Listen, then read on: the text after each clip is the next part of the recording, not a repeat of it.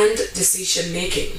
The launching at the New Brookfields Hotel attracted female ministers, members of parliament, and several women's organizations. Kenema report.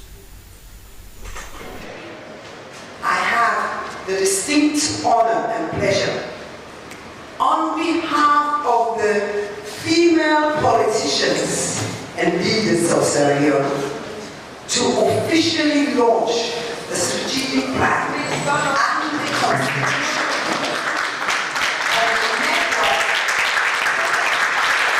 of female ministers and parliamentarians. NeWMAP's roadmap document is built on 5 strategic pillars that aim to build the capacity of the network, promote women's economic empowerment and representation in governance and decision-making, as well as reduce sexual and gender-based violence against women and mobilize resources to sustain the organization. Minister Bale said the plan was a working document that could contribute to the cause of women in the country. The documents that will be launched here today will create a pathway. I need the roadmap, but on the map, they will create a pathway that will consolidate the gains made so far in advancing gender equality, increase women's influence in political leadership and in other socioeconomic spheres. Sierra Leone has made commendable progress in women's empowerment and representation in governance. The country is boasting of a significant number of women in governance thanks to the Gender Equality and Women's Empowerment or GIWI Act, which provides for a 30% quota for women in governance. Yet, women, especially women leaders, are not yet satisfied. With the revival of NeWMAP a few years ago, the members are determined to improve their status and that of other women. They believe that the organization could serve as a platform to advocate for women's solidarity and foster effective implementation of the GIWI Act and other gender laws. When we talk about the implementation of the GIWI, I would say as a country, yes, we are a step in the right direction. The first place for women to come together to have that particular law was very much remarkable. And today Sierra Leone is being admired across the globe for those particular strides. However, we're very much challenged with implementation. And implementing the GIWI, this structure, which is the NeWMAP, is one of it that we have established within the frameworks of our ministry.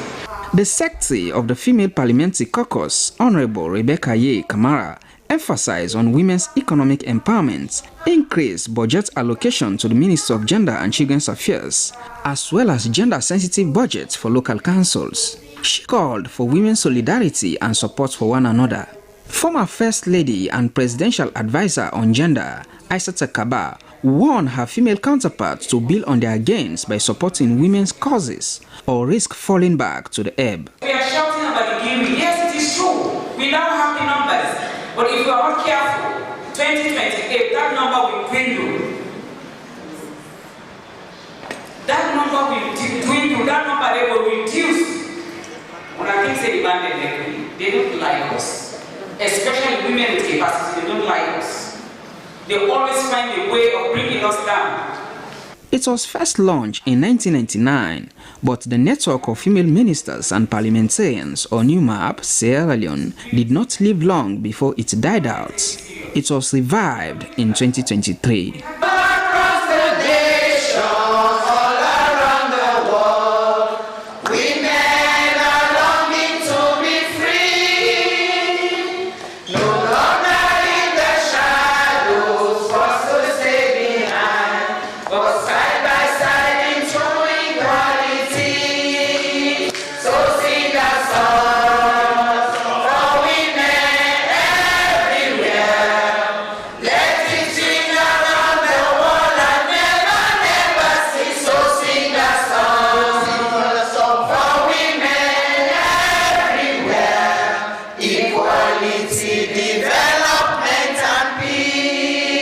Kamara, SLBC News, Freetown.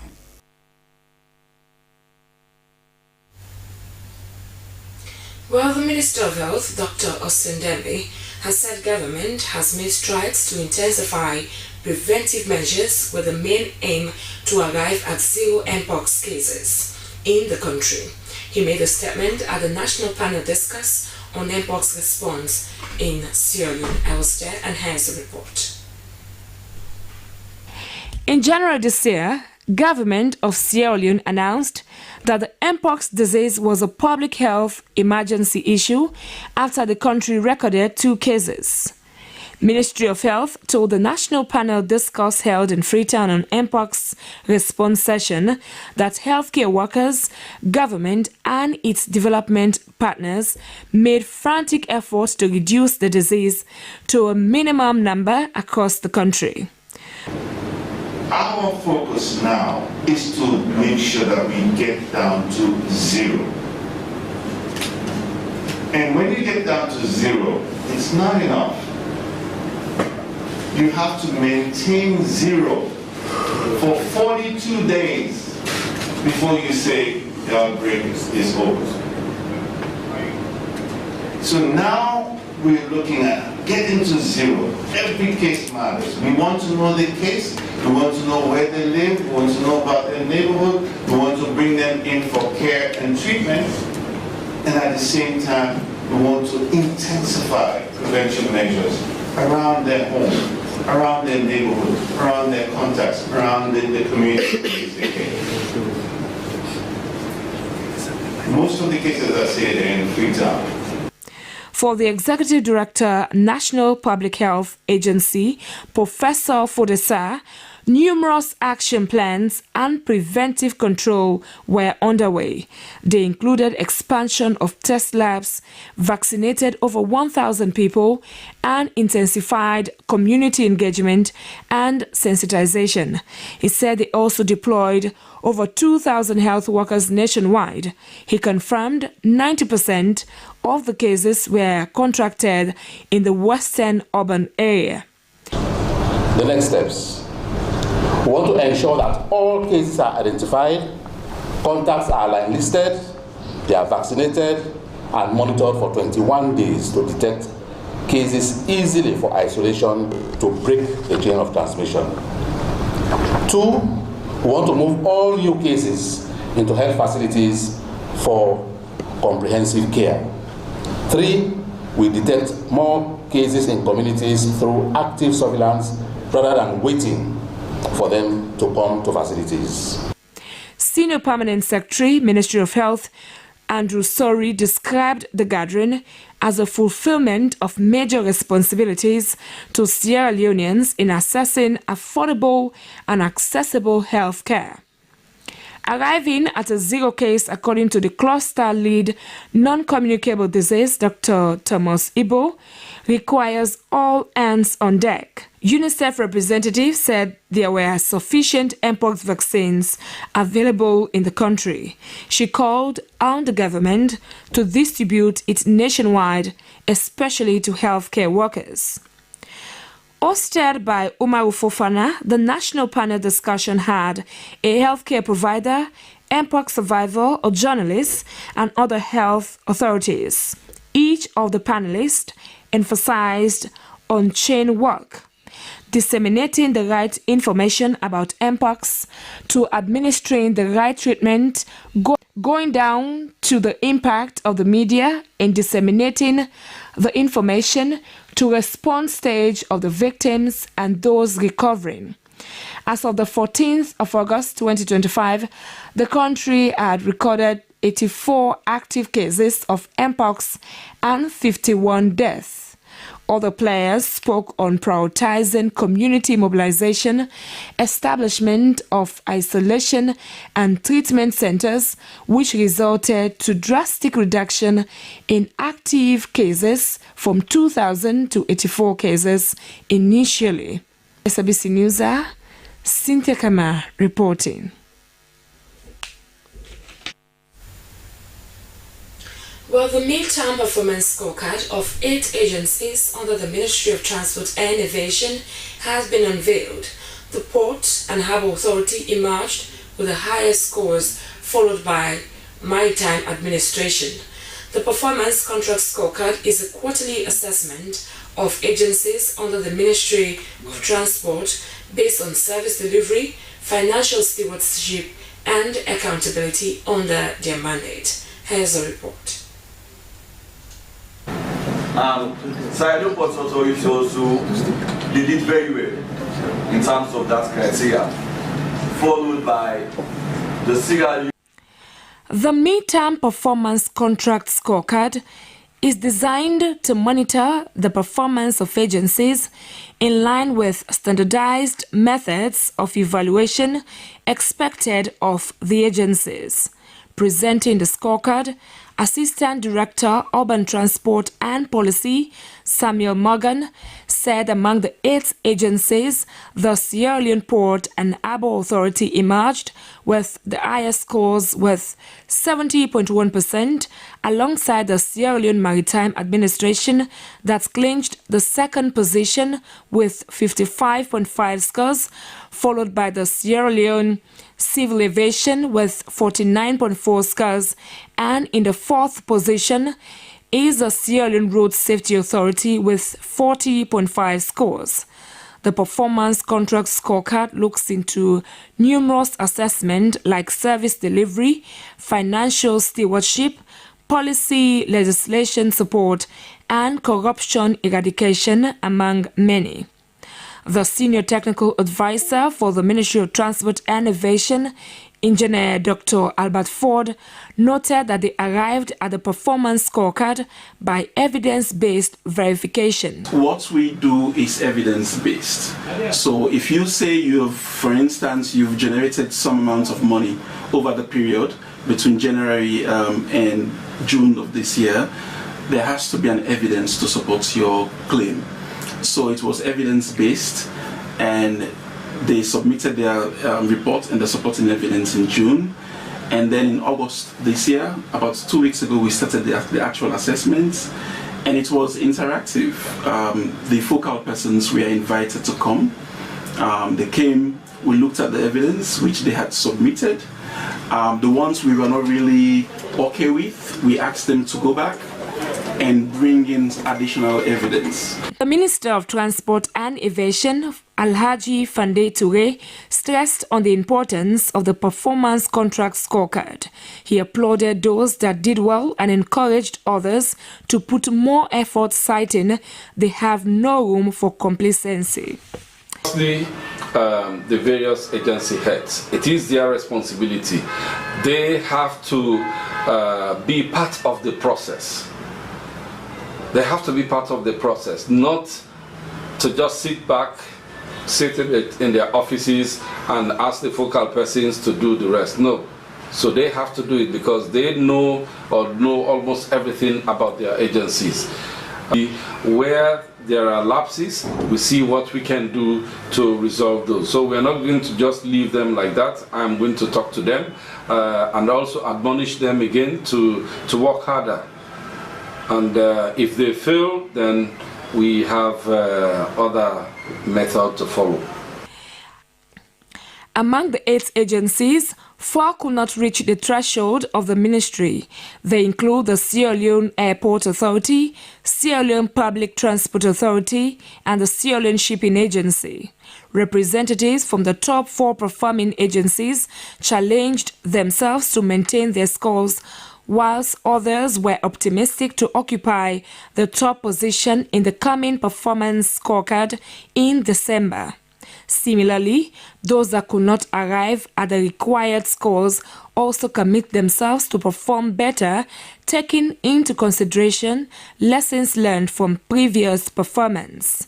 For SLBC News, Cynthia Kamar reporting. Well, the Ministry of Transport and Aviation has handed over to the Sierra Leone Roads Authority pedestrian bridges and traffic signal assets. The items, which included traffic signal control room equipped with electricity meters and voltage regulators, as well as solar gel batteries, was aimed to enhance safety and efficient traffic management in the country. I was there, and here's the report. The Senior Technical Advisor to the Ministry of Transport, Engineer Dr. Albert Ford, detailed ICE engineering and consulting service performance in the implementation of the IRON project. He confirmed that ICE Engineering and Consulting Services, a local firm, managed the traffic signals from November 2024 to June 2025 and provided comprehensive training for SLRA engineers to ensure a smooth transition. Among the items presented include 7 signalized intersections powered by hybrid solar and grid system, 56 solar gel batteries, including newly installed units, traffic signal control rooms equipped with EDSA meters and voltage regulators, as well as spare part of signal heads and pedestrian poles. Receiving the items, Director General Engineer Alfred Jalil Momodu applauded government of Sierra Leone and the World Bank, the Minister of Transport and project stakeholders for their support. We will do everything possible in our subsequent budgets. We will ensure that this facility is captured so that the whole thing will be sustainable. We will ensure that our collaboration is perpetual. We will continue to work with the Ministry of Transport because we are in this sector to see that how much we would improve on it, or rather our actions, our activities, our operations will lead to socio-economic development. The items aimed at reducing pedestrian vehicle collisions and creating safer and more efficient urban transport corridors. SLRA Project Coordinator Hindolo Mohamed Shaka gave a comprehensive overview of the project components, which include 7 traffic signals, 5 pedestrian bridges, and other items. Minister of Transport and Aviation, Ambassador Alhaji Fande Toure, confirmed that all 7 signalized intersections across Freetown are fully operational and meet the project safety and efficiency target, even as he lauded the World Bank for their continued support. Traffic signals and also the safety footbridges. So these are the keys. I have the rest of the keys here, but I'll have this as a symbolic one to hand this over to you for the control rooms for the traffic signals. And this is also the report, which also was prepared by the team, including Aries Aries Engineering Company. So thank you. I wish you all the best, and please take care of them. Thank you. The ceremony marks the beginning of a new era in traffic control and road safety for citizens and the country at large. For Slbc News, Cynthia Kama reporting.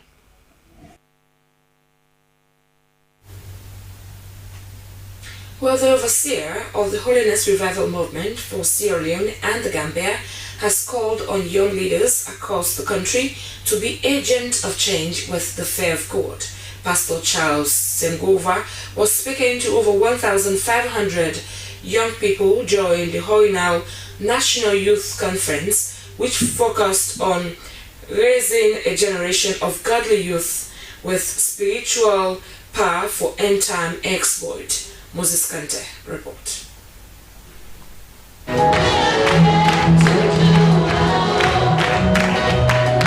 The 3 days National Youth Conference in Waterloo saw over 1,500 young leaders and youth coming from various parts of the country to answer to various societal problems facing young people, including drug abuse, morality, and more. We follow God's mandate for gather all the young people there, for teach them the ways of God, for make them get spiritual connection with God Almighty, for make them able to get success in their life. Youth, we are taken through various engagements with different teachers and messages from the International Director, Holiness Revival Movement Worldwide, Pastor Paul Rika, such as burden, vision and action, restitution, and spiritual cleansing for blameless Christianity, undying message from hell, Holy Ghost baptism for end-time exploit, book review, plus various interactive sessions in understanding the place of young people in nation building. The National Overseer, Holiness Revival Movement, Sierra Leone Chapter, and the Gambia, Pastor Charles Sengova, said the conference was timely, adding that because most preachers are afraid to preach truth to youth, fearing for them not to leave the church, such fear only pushed young people to crime and moral decadence. Our main focus is holiness because the church has failed in holiness. In fact, the church doesn't believe in holiness. So that is why you are seeing all these things you are hearing about the church in the body of Christ, and fake prophecy, fake miracle, sleeping with one another, fighting for money, is because they have lost their vision. And guess what? God specifically told me, go and raise me an army of holiness so that they can go to these churches and teach them the word and let them know in holiness alone we can do exploits. The conference concluded with a clarion call on young people to raise up their generation to do exploits for God and the fear of the Lord. Participants appreciated the organizers of the conference. Lawyer, you understand, to have some of these teachings because it is very relevant for my profession. Having understood the mind of God as to what God wants me to execute within His jurisdiction, I believe that I'll be able to execute that successfully. So that is the reason why, I, as a legal practitioner, decided to be part of this noble institution, which is Holiness Revival Movement. The theme for this year's conference is raising up a generation of godly youth with supernatural power for end-time exploit. We want to raise up a generation of godly youth. Generations of youth have come and they have passed, but then most of those generations do have the fear of God. So we want to experience a scene wherein a generation of youth that have the fear of God. They will be accountable not only to the government but to God. They will be afraid of God. By faith we believe that God has raised up this mighty army. They are now going to different communities, calling the event one of its kinds in the country. They pledge their commitment to employ not only what they have gathered from the conference, but will also sensitize other young people to be productive and supportive in nation building. Moses Conte, SLBC.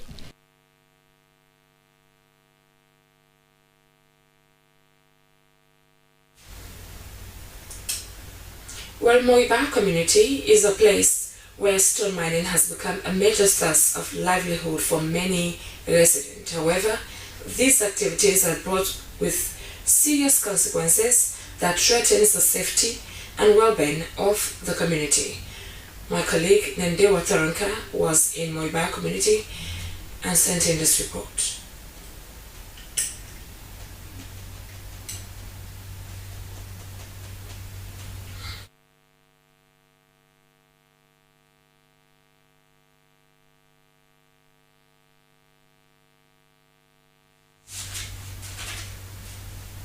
We are sorry for that. Survivors of the August 14, 2017 devastating mudslide in Freetown and the community stakeholders have called on government to honor its commitment to the victims and enforce measures restricting further encroachments in the Greenbelt. The appeal came as the country is marking 8 years since Freetown experienced one of the most devastating disasters, resulting in the death of over 1,000 people with hundreds of others missing or displaced at Motome on Mount Sugarloaf. SLBC's Moses Kante went to meet with some of the survivors and compile this report. Let's hear from him. In the early hours of August 2017, Sierra Leone witnessed one of its worst human disasters, leading to the death of over 1,000 people while leaving hundreds over homeless or displaced. Motome, Pentagon, Kanigo, and Malama communities were the most affected. Families were displaced, opportunities were lost, and destinies were questioned, while communities and homes were torn into mud. After the incident, government and development partners took key and swift action to prevent a reoccurrence. One of the strategies was to plant 10,000 trees in the areas, but according to Pentagon Section Chief MS Conte, people in the community are cutting down the trees to make farms. But 8 years down the line, Sierra Leoneans seems not to have complied with what government and development partners have instructed them to do. As you can see from the scene, there are many dwelling houses that have been constructed, indicating that people are coming in to the restricted areas that have been known as the Green Belts. Meanwhile, those who lost their husbands, wives, children and property continue to suffer. Mariama Mansawi's son, who is now 8 years old, was 1-month-old baby when their entire house was flooded. Mariama lost her entire family. She said she has continuously been neglected. Mudslide way happen. My man died there. My pikin died there. This bobo survived there. One I the survivor from Mamolo company and that.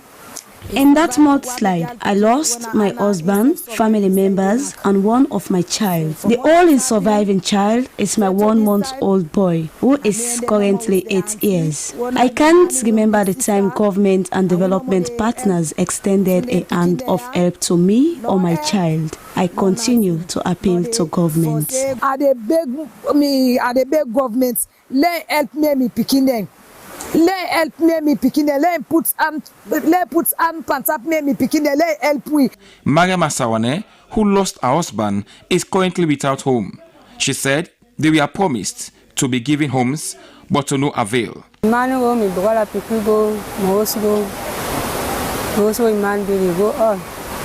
I lost my husband, child, and the entire household. Currently, I am with 4 children. I have always struggled to let 3 of them attend school. Government promised to give us homes, but till date, we haven't heard from them.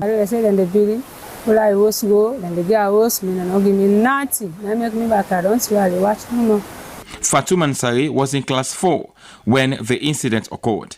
She lost her mother, who was supporting her education. She said after the disaster, she was promised to be given scholarship, but to no avail. She is presently in SSS 3. Life not be easy because my mom be the support me and I left Paliwater. With me in small brother, it's in me too small and then I left Paliwater. Life wasn't easy because my mother, who was supporting my education, was left in the water. Currently, I am staying with my grandmother. Since I was in class 4, I was promised to be given a scholarship, but till now that I am in SSS 3, I haven't had anything from anybody. That's when I be in class 4. They say they give me scholarship.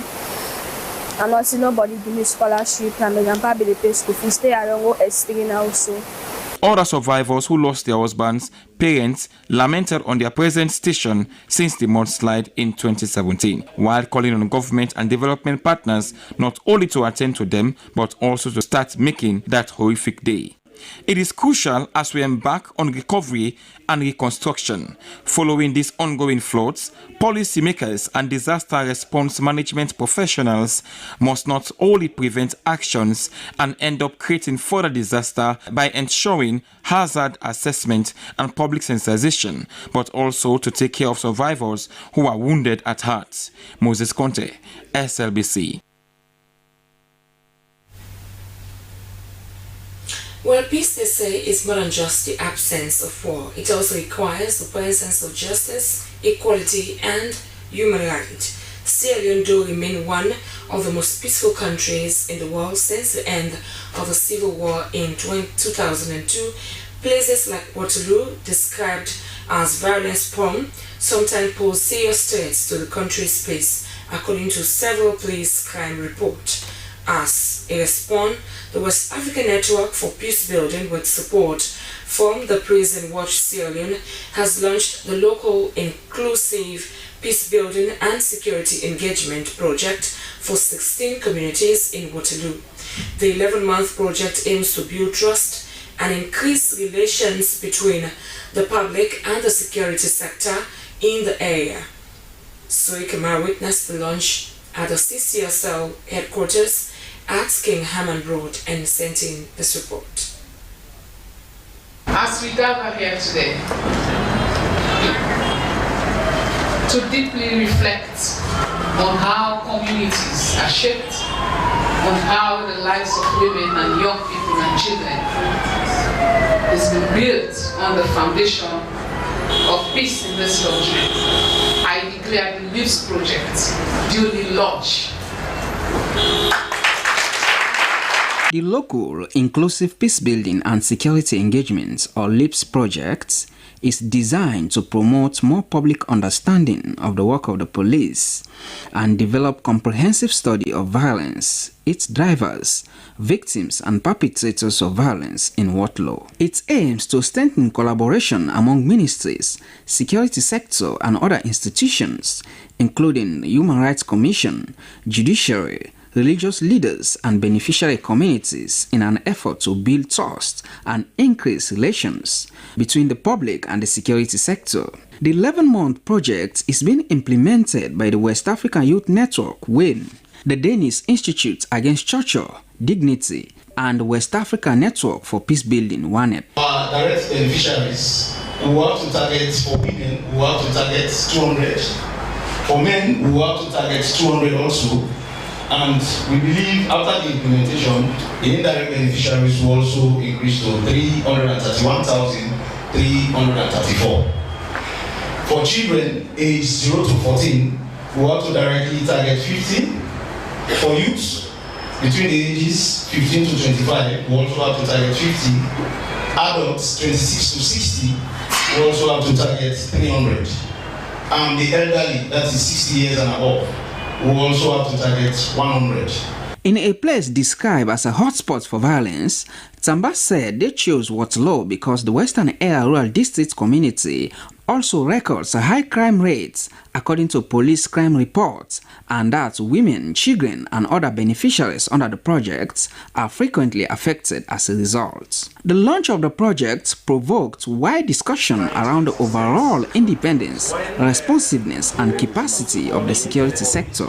Head of Gender, Sierra Leone Police, ASP Amadou Kane, praised the launch of the project, noting that it would bolster policing partnership and bridge the long-standing gaps between the police and local communities. As opposed to wider public perception, Chief of Staff in the Office of National Security (ONS), Francis Languba Kylie, believed that the security sector adopts a more inclusive approach than protecting a particular regime. When we define security as a post-conflict paradigm, we came to realize that our current definition of security should be what you call freedom from fear, physical security, and freedom from want, human security. Lack of access to justice is a security threat. Lack of access to economic opportunity is a security threat. By the time it closes out in May 2026, it is believed that the project would foster a common understanding of the causes of violence and how to resolve them, increase trust and improve relations between the security sector and the public, leading to a safer Waterloo. Soe Kamara, Slbc News, Freetown.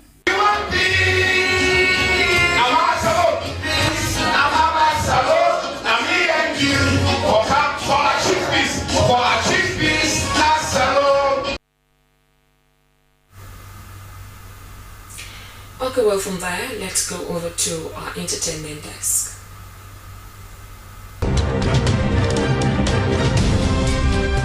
Ladies and gentlemen, welcome to yet another entertainment update here at the Sierra Leone Broadcasting Corporation. I am yours truly, Mariatu Dukure. Now, in our headlines today, Toke Makiwa, the on-air personality, finally gives us the good news of her pregnancy. Fina, the season 7 winner of the BB Niger, comes on the internet to bring us something really not good. And Palestine, for the first time, will be represented in this year's Miss Universe. Now, Toke Makiwa, Toke Makiwa, is an on-air personality that is a force to reckon with. She is one of the biggest, not just in Nigeria, but even within Africa and outside of Africa, or from Africa. She has done radio, TV. She is a businesswoman owning a perfume brand, a bag brand. She is an actor. She is so many things, and she excels at it. But She has been suffering quietly, and on this video that she did, which she posted on YouTube, she told us some of her struggles, some of her depressions that she went through, and how this project that she has, told the world, or unveiled to the world, that this project is her biggest project ever. Toke Makiwa is about to become a mother. Congratulations to her. Now let's take a look. It is with so much joy that I feel like I owe you guys this much, because you guys have been with me through every single journey that I've taken on YouTube, through going through a divorce, through finding myself again, through, just radio, television, and this even becoming the podcast that it is. And on the podcast today, I really want to share with you guys that I'm about to be a mom.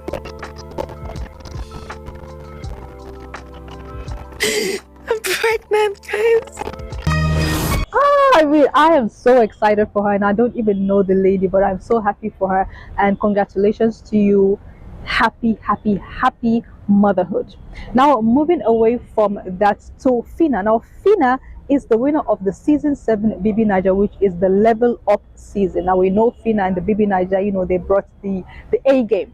Now, Fina, during the past few hours, or for the past day, has been on the internet complaining about something in particular. Now, her sister, her younger sister, whom she said she is responsible for, or has been paying for her fees, taking care of her and all of that, just graduated from the university, and one day on her way from university to somewhere, she unfortunately was a victim of an accident. A truck hits the bike which she was riding on, and that truck belonged to the Dangote group. Now, Dangote, or Aliko Dangote, is someone who is very popular within Africa and outside of Africa, because he is a billionaire. This was what she had to say, and so far so good.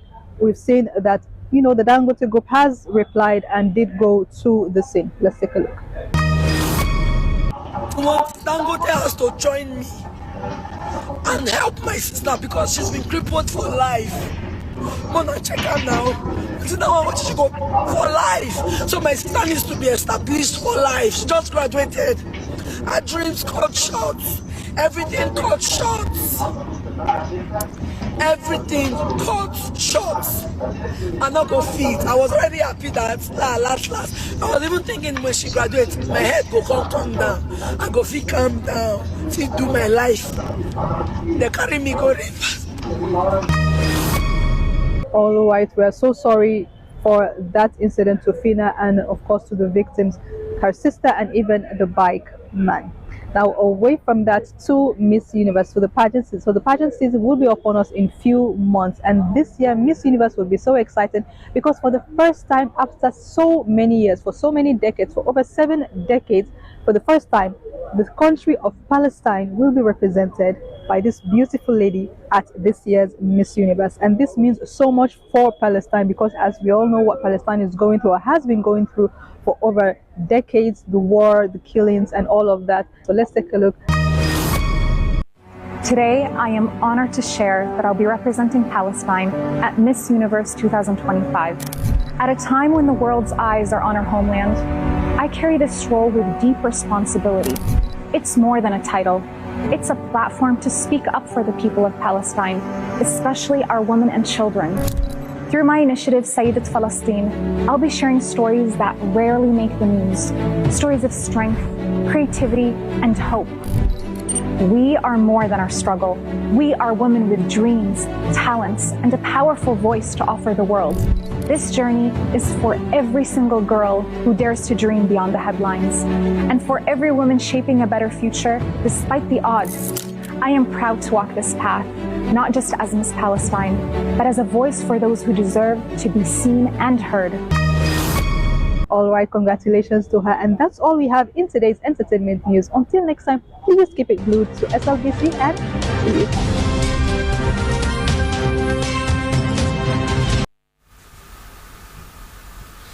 Well, let's go over to our final segment, Sport Update.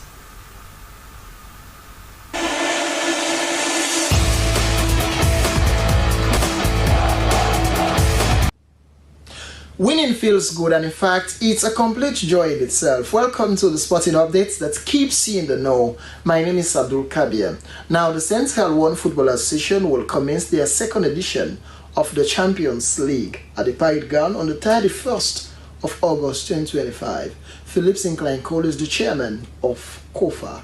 He explained more about the preparations of this year's Champions League so far.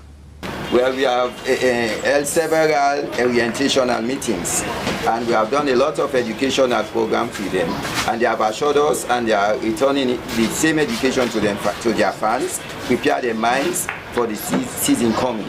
In our best to solicit sponsorship from various philanthropists and companies, and I can assure you, and I will assure you, that this year's prize money will be one of the best ever in COFA's competition. Well, of course, we have done several orientational meetings, as I've said, and we will continue to do that till the commencement of the competition. And we are going to announce route in and route out for community teams, especially teams then with big after matches, to avoid an unprovoked situation. And also, we are planning to send out videos against violence and drugs taking. And we are going to have another meeting with, let me say, a seminar on the 28th of this month before the commencement of the competition. Wherein facilitators from different institutions will come around and get to talk with them, educate and prepare their mind, the representatives' mind, so that they will take back to their community and educate them against violence and drugs taking. By our preparation, our request and our vision, I believe it will be one of the best. Making a vision possible, transforming Sierra Leone football, all depends on our players and fans. With the right attitude, the right behavior to support your community, will help to promote and develop the mindset of these players to be a better players in the future for Sierra Leone football. And it will make Sierra Leone football reach the climax it's supposed to be. Well, the support of my executive, the support of my friends, the support of the representative of community and the non-divisional teams make me feel proud and want to go further. Now in the international scene, a winning start for Arsenal against Manchester United in English Premier League. An exciting win indeed for the Gunners. Well, the Gunners capitalized on a goalkeeping hero and they smashed the ball at the back of the net. And it was Declan Rice who made the assist for that goal. It was an exciting assist for the Gunners. The entire team played well, and in fact, the goalkeeper David made a couple of decent saves for the Gunners. Had he not been the goalkeeper, but he performed well, and he made a very good account of himself in the opening match against Manchester United. They had a couple of chances for them to utilize, but to no avail because it was too little, too late. And Arsenal carried the day in a very easy and comfortable way. Well, for the Gunners, a winning start to the Premier League, and they are hoping that they will continue with the winning ways and grab the English Premier League title at the end of the day. It's been a long time. Probably it's homecoming, and it's coming home. And that ends your update, and thank you so much for watching. See you next time.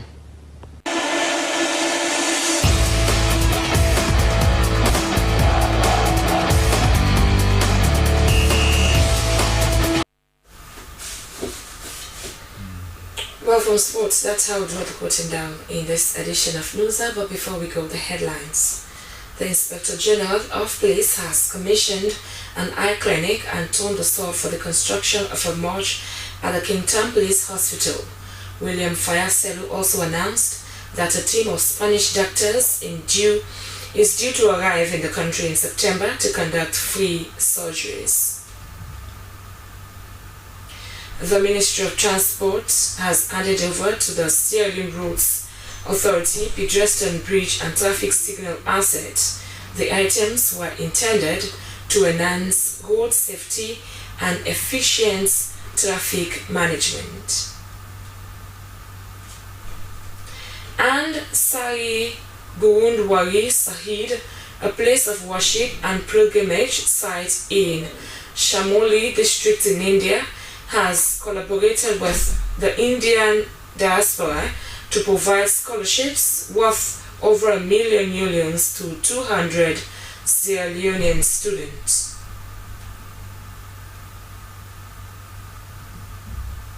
Well, that's all we have time for in this morning edition of our NeWMAP.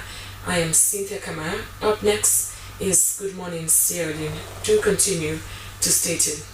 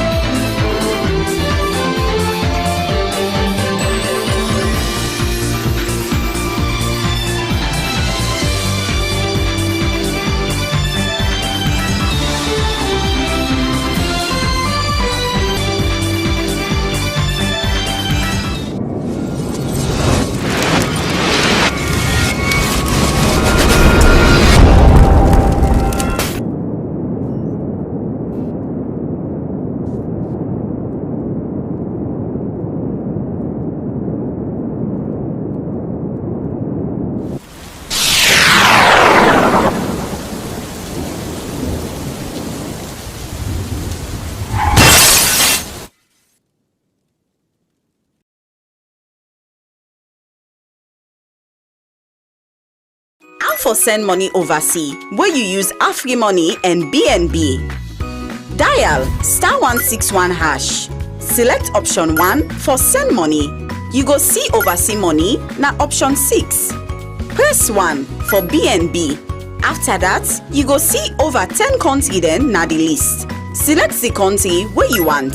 Enter the person in full name. Put the person in phone number. Not forget for include the country code. Enter the amount where you want for send.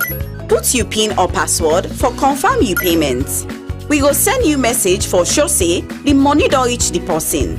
Terms and conditions applied.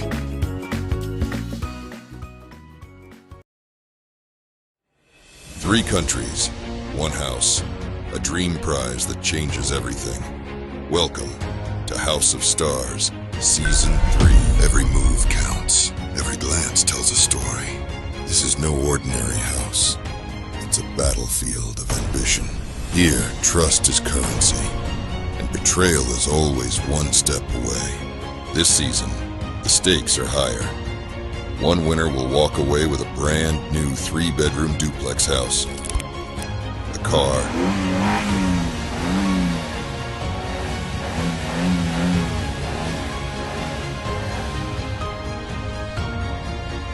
$10,000 in cash. Audition forms available from now. You can get your audition form at King's Empire Hotel, 81 Lavuma Beach, Godrich. Live show starts 16th November 2025. Play nice or play dirty. Just make sure you're playing to win. They'll compete, they'll clash, and only one will become the star.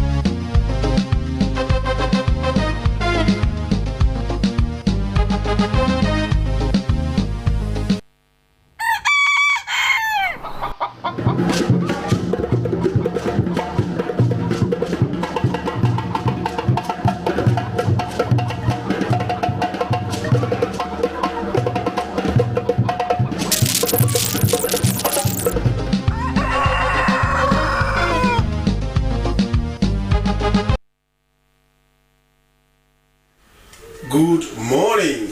Today is Monday, the 18th of August 2025, and it is a pleasant morning, a rainy one though, and a pleasant good morning once again to the program Good Morning Sierra Leone, the program that always starts your day.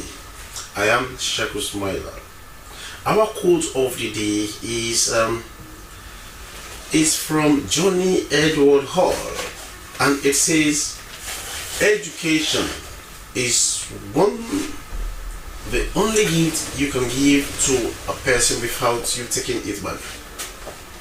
I go through the wise words. Quote of the day, today being the 18th of August 2025, and it is from Johnny Edward Hall, and it says, education is the only gift you can give to a person without you taking it back. Coming up in this edition of the program, Good Morning Sierra Leone, we are going to exclusively look at our Ministry of Basic and Senior Secondary Education. Well, the ministry is here to talk about placement for GSS pupils and other developments in the ministry. Also today, the Free Quality Education clocks 7 years. What are the gains, challenges, and the way forward? All of these and more, plus comments, conversations, and analysis in this edition of the program Good Morning Sierra Leone, that is reaching you live from Broadcasting House, New Englandville in Freetown. I am Sheku Smiler.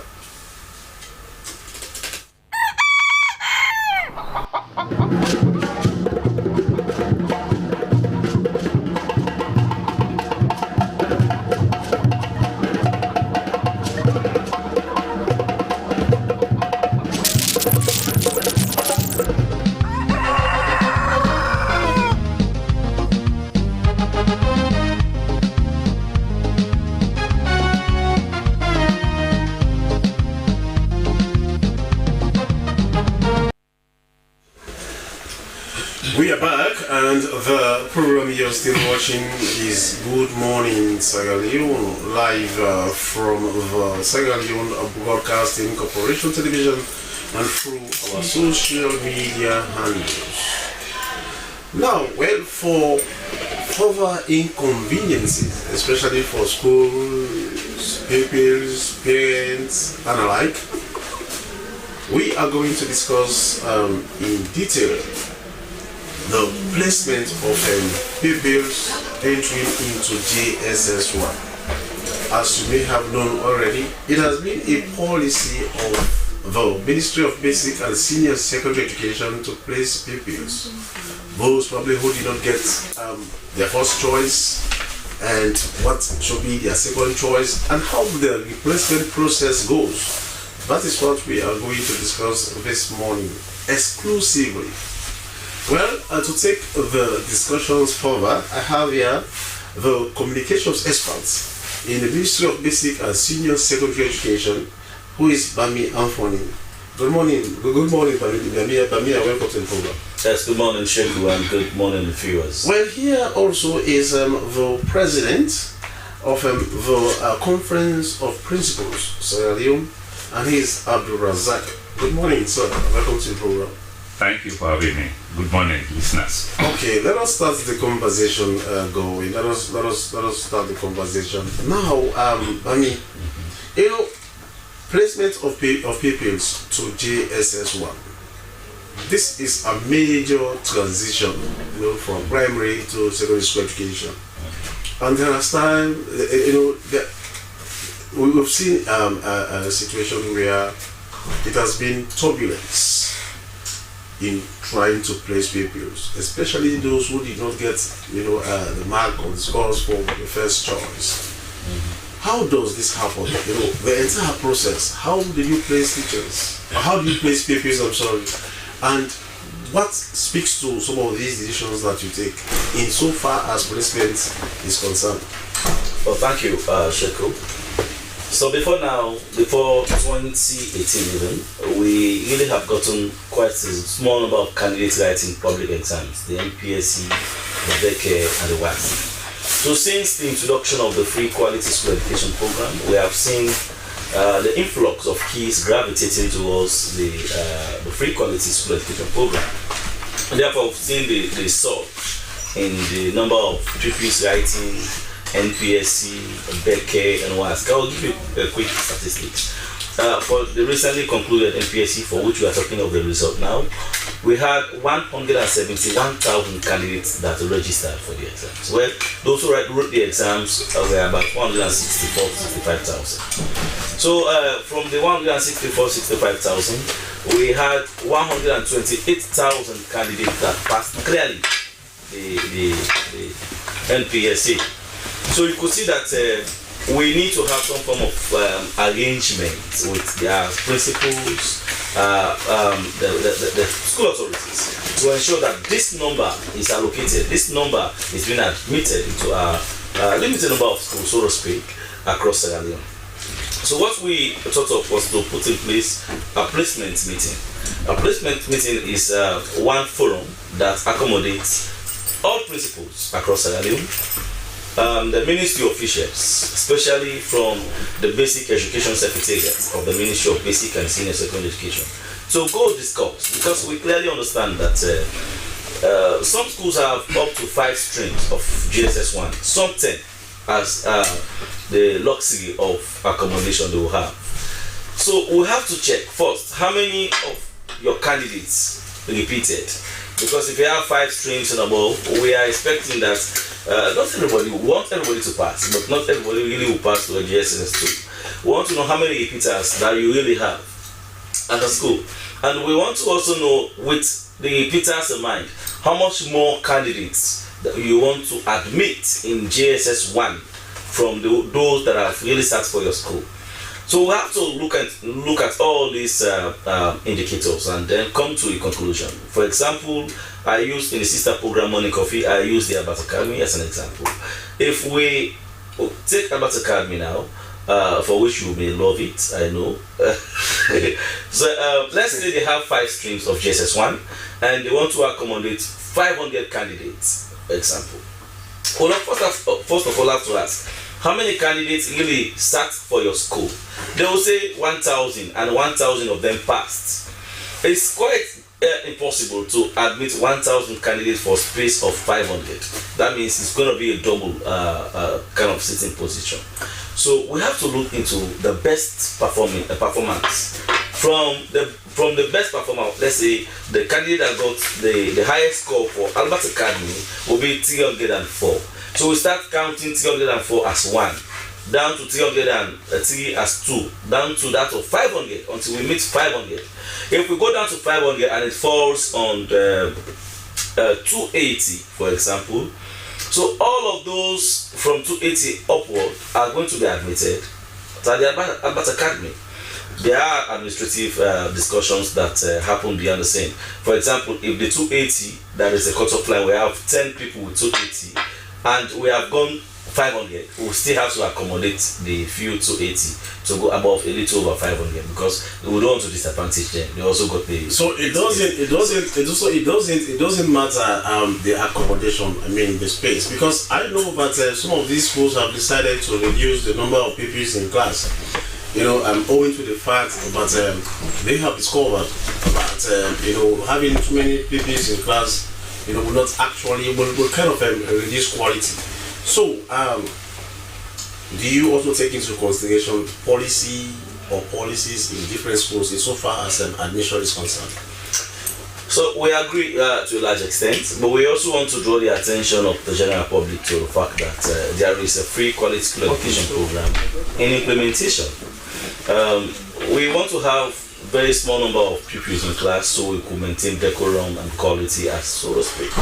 But we also want to have, as a ministry, have our kids educated. So that is the very reason we meet and discuss. Yeah. So what we have done beyond just the cutoff lines, all of the schools now have cutoff lines across Sierra Leone. All, especially the oversubscribed schools. But before going further, let us make this one clear. Mm-hmm. It is that the schools determine cutoff line or cutoff marks or scores. Like for example, the Albert Academy will say my own cutoff is, for example, just in case 25. The Ali Walsh will say 26. Prince of Wales will say 31.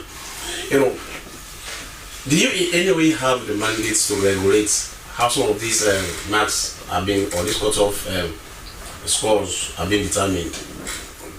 You are the ones who regulate the school system. So, or it's like it is the school administration or the authorities in schools who determine without your own advice, without you regulating them. They just wake up and probably they have their own management meetings in which they decide this is going to be our cut-off point. Do you have any hands in that? So the placement meeting is a room of deliberation. So what we do, we listen as a ministry. We listen from the school authorities, the principals. They will suggest to us that having gone through the list of candidates that really starts for my school, I want to have 280 as my cut-off line. Yeah. So we'll have to see. It's not going to be written in stone. We'll have to see. The ministry have to check. Let's see how many people settle for your school. How many really pass? What are the spaces available in your school? What is the number of repeaters? So if we, with conscious efforts, realize that yes, it is true that the 280 will be a cut-off line, and that will improve quality, and that will not disturb us to disadvantage other candidates that have passed for your school. They will consider. We could agree. It's a point of disagreeing and agreeing. Yeah. So, but by and large, it is a ministry that will have to really decide in consultation with the school heads. But the school authorities suggest. They suggest, yes, because they have the list already with them. They know the spaces they have, so they come with suggestions on the table. That I've gone through my list of candidates. I think 300 will be the cut-off line for me. That will be fine because I have up to 500 candidates that got 300 and above. So if I got 300, it will be fine because I only want to accommodate 500. So these are discussions that we have until we draw the cut-off line. But when they suggest, that is the word suggestion. It is not they dictating. If they suggest, but we see the suggestion needs to be improved on, then we could go otherwise. There are rare schools that suggested cut-off lines. But in our discussions, we changed that. Now, so as part of the conversation, Bami, what if, for example, the ministry decides or the ministry suggests that, okay, because I know that, although probably it is not in black and white, but there are schools we consider as grade A or grade B as the case may be. Oversubscribed. What if you say, okay, for all grade A schools, this should be your cut-off line. For all grade B schools, this should be your cut-off line. Grade C as the case may be. What if the ministry decides to say, okay, that is what we suggest? Even though yes, the school authorities, well, they will suggest as well. But at the end of the day, the ultimate decision should come from you. You're right. The ultimate decision comes from the Ministry of Basic and Senior Secondary Education. But the one you suggested of us deciding what should be the cut-off line across the board for all oversubscribed school will not be feasible. The reason is, for every year the results change. For every year we have number of passes that are different from the previous year. So it is being determined by how the results come out. If the results are better, then you see the cut-off lines going up. If the results are not that much good, you see we dropping the bar. So it's a yearly... Yes. I know that there is dynamism in what happens. Once results are out, probably the result this year might be different from the ones last year. But now you set your cut-off line based on what is available. You understand? I'm not saying that okay, it should be in black and white, but you must do this year in year out. This is what you must do. You set your own cut-off lines based on what is available. So in the room of deliberation, you have to listen to other people. So that what we do basically is we listen to the school authorities, and they may have their reasons. One, we do not know how many repeaters they have in their school. So we'll not just say this is going to be a cut-off line based on what we have from the NPSC result. We'll also have to listen to, maybe they have dilapidated classrooms.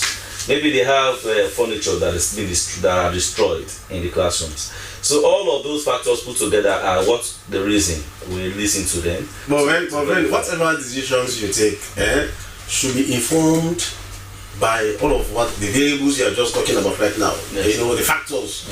Usually you must have taken into consideration, the accommodation or the status of the classrooms based on probably the furniture or whatsoever. I mean, the teacher-PP ratio, all of those might have been taken into consideration before determining the cut-off line. That is the cut-off line. You're right, yeah? You're right. So we have done that for the benefit of the general public. Interviews start today. The NPSC interviews start today. We have done that. We have done the cut-off lines. So, and that has to end on the 30th of August. But during the interview process, we really want to ensure that this money thing that people do behind the scene is not done. Do you really think that money thing? Yeah? So yeah, that money thing. Yeah, we have put up be a thing of the past. We have tried to put up a structure to ensure that we manage it. Alright. We have said the board of governors representative must be on the panel. We have also said that the civil society representative must be there. Of course, the MPSSC representative must sit on the panel. They will know basic education is being devolved to local council. We should have a local council representative on the board. We should have a lot of the principal and the vice principal, where the principal could see the vice principal will conduct. Okay, so I bring in the chairman conference of principals in this country, Abdul Razak. Now, Mr. Razak, welcome to the program once again. Thank you very much. Now, you've listened to Bami carefully outlining or explaining, what obtains in so far as placement of pupils, into JSS1 is concerned. What is your involvement as principals? Because you are at the receiving end, at the end of the day. You know what you have, you know what is available. So how involved in the ministry, how involved is the Council of Principals in all of these? I mean, the arrangements leading to the placement of pupils into your various schools. Thank you very much. And the involvement, I would want to categorically say we are key. We are the managers of the schools that the ministry or the government rely on, because we have been entrusted with the responsibility of recruiting our children that they have paid for to benefit for this free quality education. Of course, as I say we are very, very key, because we are at the center and we are involved into the process. The ministry cannot go to do it alone. We have to be involved. That's why I say we are very, very. But then, is there any imposition, by the ministry, by the ministry to suggest that this is what you must do? No, I will not agree to say there is an imposition. That's why I say we are very, very much key, because the process cannot go on without our involvement. Now the children have sat to the exams and they have passed, and the ministry have put out the guidelines that we should meet together and agree on certain terms of way of recruiting the children into the GSS1 that have passed the school. So the process has been put in place. We have met together, and there are placement dates that have been scheduled. One key thing I would want to very, very much appreciate, and all of us as the principal, while I speak on behalf of the principal, is their voice I'm speaking. That this year or last year, I think we started it last year, the placement process, it is decentralized, that is the urban and the rural, and even in the provinces. They usually do it at a one blow. That is for the western area and rural, is one go or 1 day, and the provincial business also is 1 day. But these 2 years going forward, it is being decentralized because of the timing and again the inadequacy. As we say, the interviews have started in earnest, and as we speak here, our principals are conducting the interviews with mixed feelings.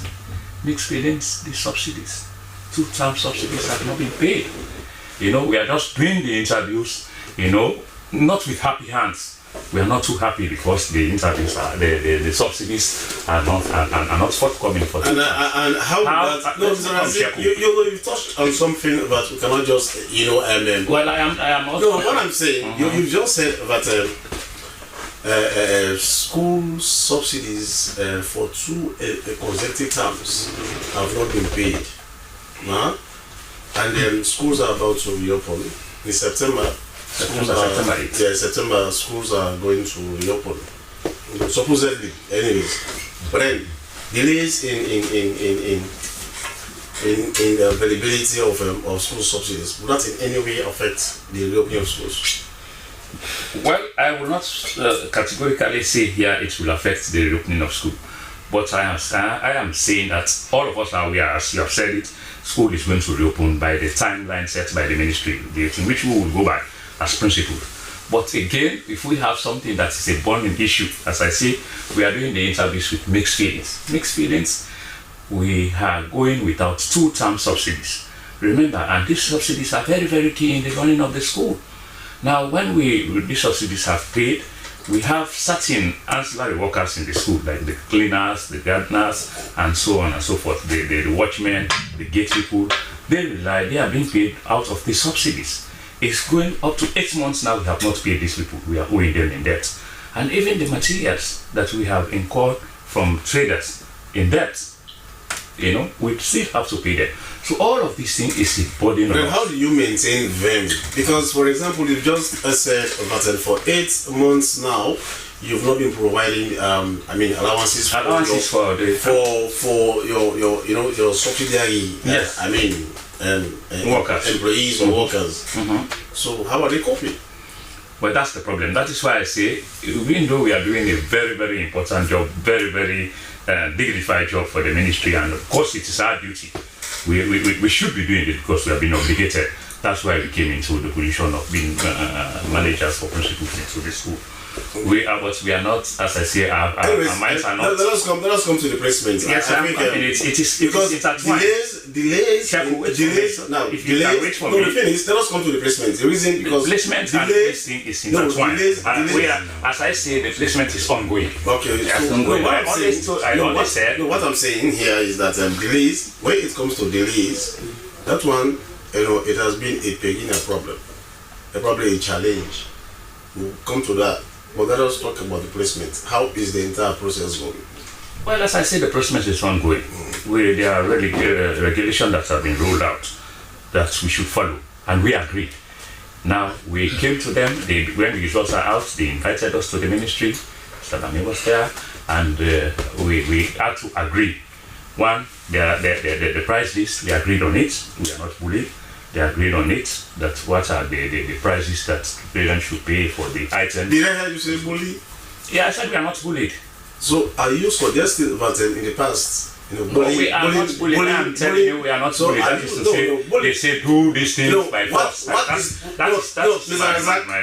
is not written or what is not said doesn't exist. So does this suggest but in the past, bullying was taking place? I am saying we are not bullying. We have been called upon to agree on the price list, which we sufficiently we appreciated, and that's one. And the timelines they are giving to us, that the interviews must have timelines, so that we can have the people that they've selected, the committee, which we all agree. There is a select committee involving all of the people that you said, to be on the panel, so that they can see transparency and the credibility to it. So the process is going on well. It's going on. Okay, let me bring in Alfonso Manley. Alfonso Manley is also a stakeholder in the education sector. He being executive director of the Civil Rights Corporation, and also with biases in education. Now tell us, where do you stand in this? Schools are about to be reopened, and placement of pupils into DSS1, is on the way. And you've heard from Abdurazak, who represents principals here, and also Abamidi from the Ministry of Education. Tell us, based on your own observation so far, what do you have for us? Yeah, thank you very much. When the ministry do well, we'll say it. We had our challenges, we'll say it. In this instance, we want to really commend the Ministry of Basic Education for a well transparent placement process. As he rightly said, the CPSS, the SLTU, NACO, they are key stakeholders when it comes to education decision in this country. And during the placements, they were asked for their candid opinion. There were adjustments from last year. In every year there is an improvement in the process. Where we ministry determine the cutoff line, where the ministry determines how much classroom do you have.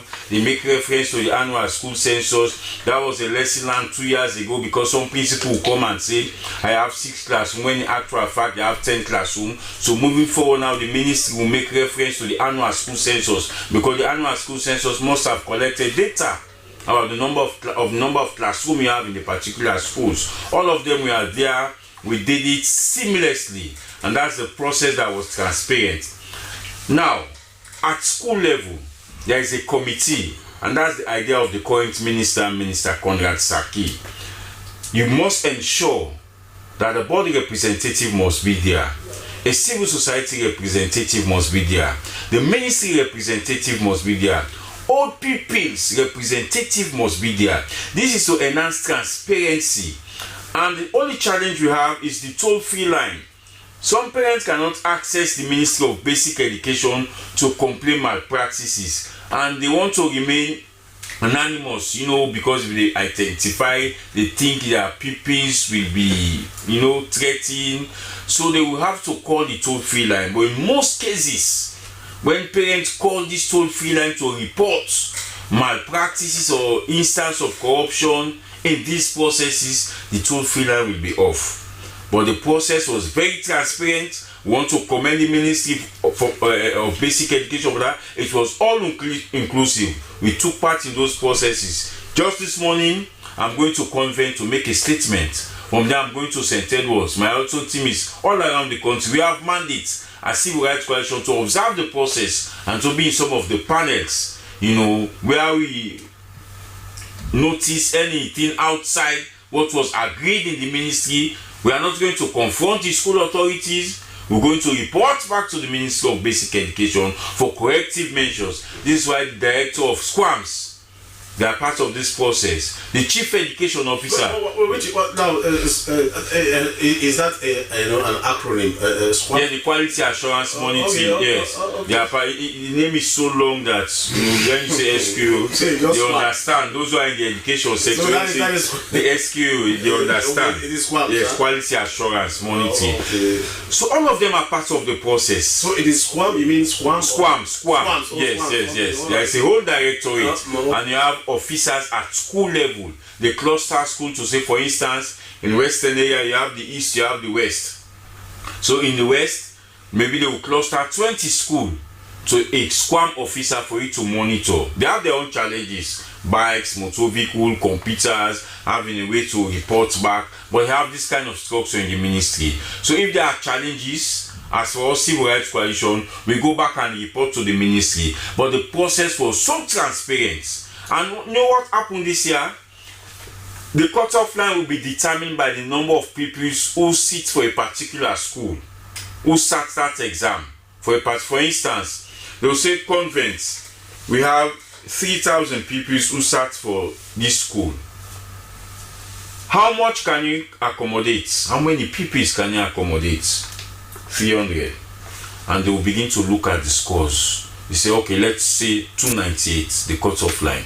So they know all who scores 300, 298, 240, it should not go below 298. These 300 people will be admitted to as civil society employers in the education sector, you have your responsibility to kind of conduct an independent kind of assessment by way of determining, accommodation facility, furniture, infrastructure generally, insofar as the school system is concerned. Because that will inform whatever decision that will be taken by the Ministry of Education. Do you do that? Yes, thank you. We normally do that. So let me just break this news to you. In 2026, we are going to do an entire independent assessment of the free quality education, because the education sector plan ends next year.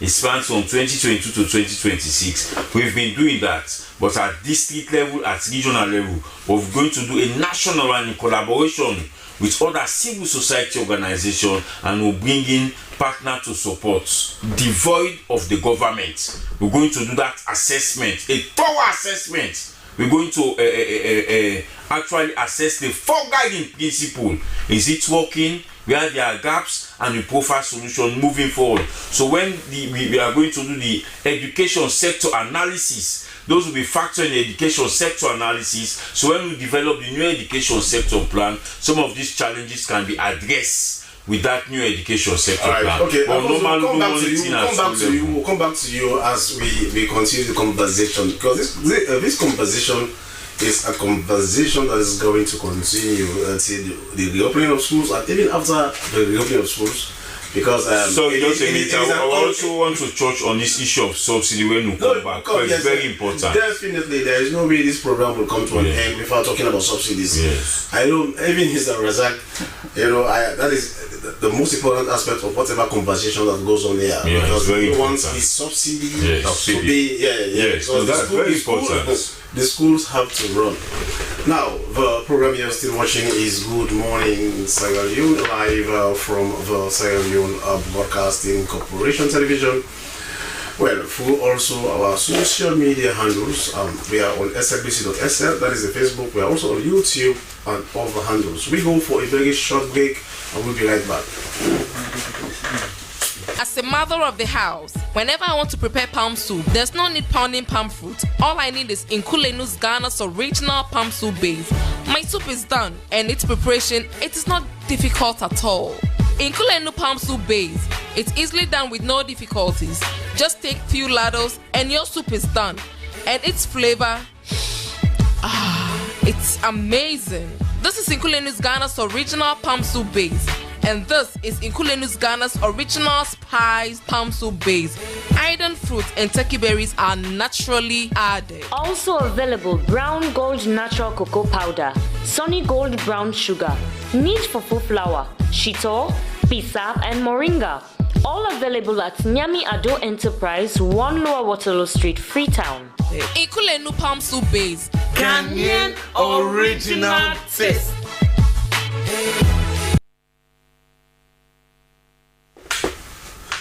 We are back, and the program you're still watching is Good Morning Sierra Leone, live from the Sierra Leone Broadcasting Corporation television and through our social media handles. We still have Alfonso Manley from the Civil Rights Coalition with emphasis on the education sector. Now, Alfonso, you heard Mr. Razak, when he spoke about the non-availability or delays in the disbursement of school subsidies. According to him, for 2 consecutive times now, they've been without school subsidies. And their auxiliary employees, they've been there for 8 months without being paid. How does this affect the school system generally? Thank you very much. The trust of this free quality education is the abolition of tuition fee. That's the basis of the free quality education. When you abort tuition fee and the government say, I'm going to take the responsibility to pay fees. So let's look at the impact of fees in running the schools. Now, the ministry have developed, through the support of the Free Education Project, what to call fee subsidy guideline. How schools are expected to use this subsidy being paid directly by the Ministry of Finance, as recommended by the Ministry of Basic Education, based on the number of pupils you have in school. For primary, it's 10 leons. That's a laughable amount. For junior secondary school, it's 50 leons per term. Also laughable. For senior secondary, is 60 leons. Sheku Sumaila, 60 leons cannot guarantee any quality education per pupils. In private school, I want to do comparison, the least you pay is 2 million per term. Some mushroom private school, you pay 1.5 million. So if the government and government assisted school, government is paying 10 leons for primary school, and this primary school have auxiliary staffs, they have teacher without pin code. At times when subsidy is paid, it is not even enough to pay their auxiliary staff, because the second guiding principle is comprehensive safety. Ensure they learn in an atmosphere that is conducive. Wash facility, the safety of the school, the safety of the compound, the safety of the pupils and teachers themselves. Now, how the subsidy is being used? You have the 20%, 30% and the 50%. All have its own items. The schools, they understand. Now, part of the 50%, you use that money to pay auxiliary staff. And what are these auxiliary staff? Those who clean the school, those who clean the washroom, those who watch over the school, those who take care of the general maintenance of the school. These are the auxiliary staff, the secretaries of the school, the bursar of the schools, in some cases the IT officer of the school. All of these are auxiliary staff. 2, those teachers without PIN code. Mark you, according to the annual school census, we have about 90,000 teachers. This one, it sounds strange. So do you mean even the bursars? The auxiliary staff are not on no, the auxiliary staff. Wow. This is why it's necessary for this kind of public education, so the public understands. Because we want to be very fair to schools and also to government. So we can only be fair to them when you create this kind of public education. So they are all auxiliary staff. 2, we have teachers without PIN code. According to the annual school census, the last one, they say that we have about 90,000 teachers in class. We only have about 36,000 teachers on government payroll, which means about 40 or 40 something thousand teachers are not on government payroll. The subsidy you pay once per term. I think there is 4 months for a term. So what does that mean also for I think Mr. Razak? So let me just analyze this to answer that question, because you just said you pay one. No, you've just given a kind of analysis on the number of teachers on payroll and those who are not on payroll. Yeah. And quite recently, after the verification, we now come to realize that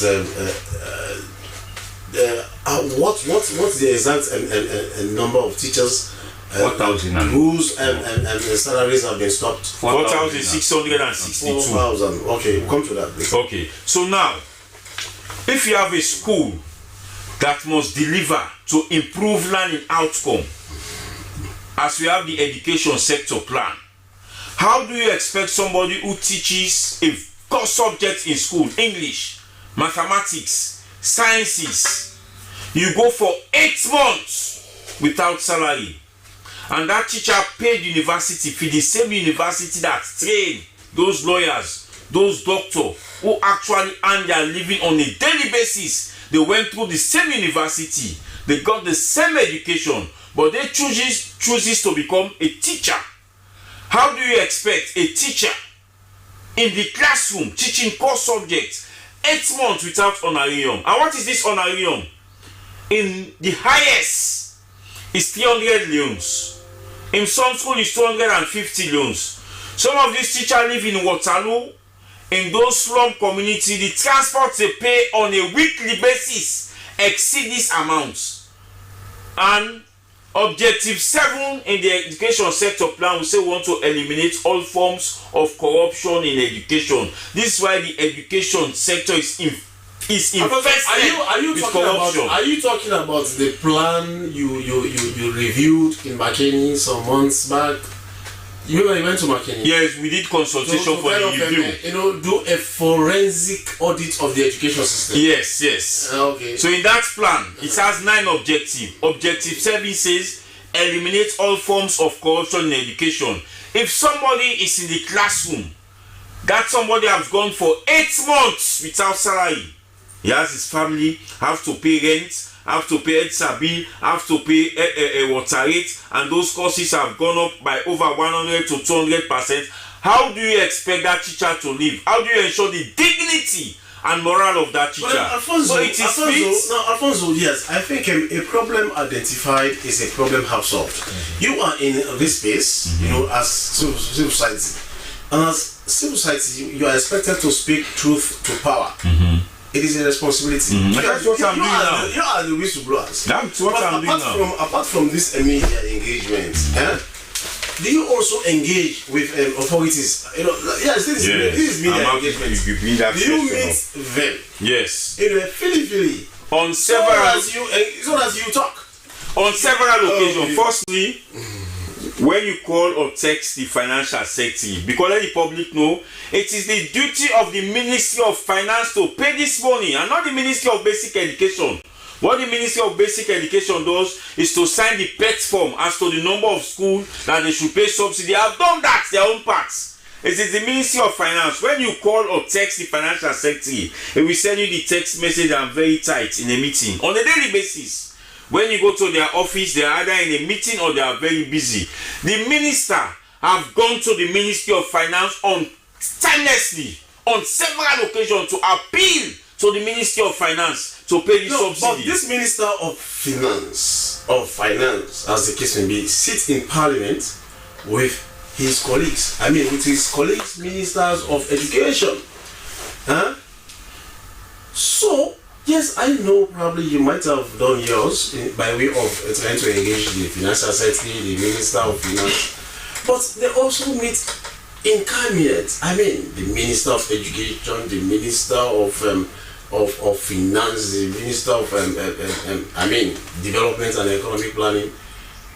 So it is that probably when they meet at that level, some of these discussions, I just want to profile solution to this. I'm saying, yes. No, can I profile solution what the government should do as it's happening in other country? You know, we have predictable revenue sector like the telecom, like the petroleum sector. How we should have what is called education trust fund. 2% of what is collected from this petroleum sector go directly into this fund. 10% of what is collected from the telcos go directly. Mining go directly. Mining is not predictable. These other taxes, you ring fence it for the servicing of the education sector. So when you have during the launch of the free quality education in 2018 at the Yaza Conference Hall, it was suggested that there should be a basket fund. It was not legislated, and that's the problem. Okay. This now, I'm telling you, when you have this, you take it to Parliament, so it becomes a law as we have it in Ghana. So this issue of not paying subsidy will become a thing of the past. And if the president is not listening to me, those who are on TikTok, Facebook, una cut this part, una send it to them. Have 2% of the petroleum sector, President Bill, 2% of what Natra collects from the telco, because it's a predictable sector. It's a shame we cannot pay fee subsidy and we expect them to live up to their own expectation. Alfonso, you've made your point. Now, Mr. Razak, the president for the Conference of Principals, it's like some of the things that you did not say, Alfonso has already left the cat out of the bag. Now, how does this affect your operations? Because I expect some of these things to be coming from you. Because you are the ones who are feeling it. You are the ones who are in it. Is it those who knows it, feels it, or those who feels it, knows it? Or those who feel it, I mean, let me be clear here. Those who feel it, know it. And those who know it, feel it. And tell us exactly, how. And we have feel it and we have known it. As I say, I give accolades to my brother. Of course, that has been, even when I was at the morning coffee this morning, this was my request. This was a request because I speak on behalf of my colleague principal, my constituency, that it is a turning issue as we speak, as I say, because we are here for the placement issue.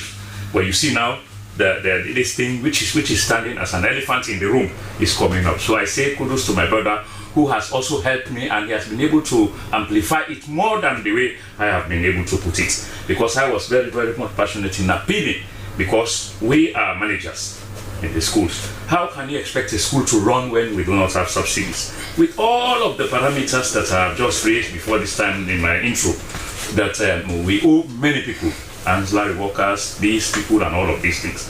I am happy that the thing is now, the cat has been let out of the bag, and now with the solutions that we wanted. The solution here is we wanted these monies to be paid, these 2-term subsidies. Let it not even be one. Let them do mistake to say they want to pay us one, because it will not be very, very adequate. As we speak, it has been rumored, in Sierra Leone, it is said that to every rumor, there must be some element of truth. It is being rumored that you guys are planning a strike ahead of the opening of schools. Well, is that true? Well, we are coming to appeal to the ministry. We are coming to the ministry right down in our numbers. The 4,000 and more that are being threatened to be removed. you know, and the non-payment of subsidies will come to the ministry. They are line ministry. We take them. So that's why it's another conversation. We want to go to president so that we can make this passionate, just as our brother is saying. But the ministry, I want to make something very clear. We have to do it within the time available. Yes, I'm sure we'll do that. I think that's why we are here, to make it very, very feely. As I say, we went to the Minister of Information, Minister of Finance the other day, and a lot of promises we are giving, and up to now, as we speak, we are still on the verge of doing what government is saying. But at the same time, the needful has to be done, as we see. Alright, okay. No, but me, I think this at the end of the day, you are the ones you are the ones who are at the top. I mean, which means policy directives, you know, policy directives. This is your own domain in a way. Tell us, you know, what are the plans, you know, in addressing some of these costs since this free quality education was launched. Now, the highs and lows was launched. Now, the highs and lows. How do you address some of these issues? So these are legitimate concerns. It resonates with me, you, of course, and every other person listening. It resonates with me, you, of course, and every other person listening. You could not be working and your remunerations are not paid. It's a legitimate concern. However, it is worth noting that we need to let the public understand, since 2018 to now, government has consistently paid school subsidies to the schools. Not on time. Yes, there are challenges. Yes, there are delays. But what I am emphasizing, that between 2018 to let me give you figures. 2018 to 2023, for which I have figure for, government has paid 682 billion leones on school subsidy. And government, in even the last opening of parliament speech by the president, emphasized that his commitment is still on education. I know there are challenges. So what we have done as a ministry, for transparency's sake, we invited these people, the CPSS, we invited the Sierra Leone Teachers Union and the NACOT, National Council of Head Teachers. The minister and some of us went to the Ministry of Finance, met with the Minister of Finance. That is something we don't do, right? But we breached that protocol just to ensure that they have confidence in all them that these monies are going to be paid. And in fact, in that meeting, the minister let the cat out of the bag, as they put it. I also put it the same way. The challenges surrounding the finances of the states, yeah, there are something we don't see on national TV. But they told them why the subsidies have delayed in this particular era, this particular period, for 2 terms. And they know. And they understood from the Minister of Finance. So it is about formulating strategies by the Minister of Finance to ensure that these subsidies are paid. I will not be happy as a human in one instance to go to the classroom as a teacher without having your fees paid, especially when you're not on payroll. So in other words, let us lay it bare.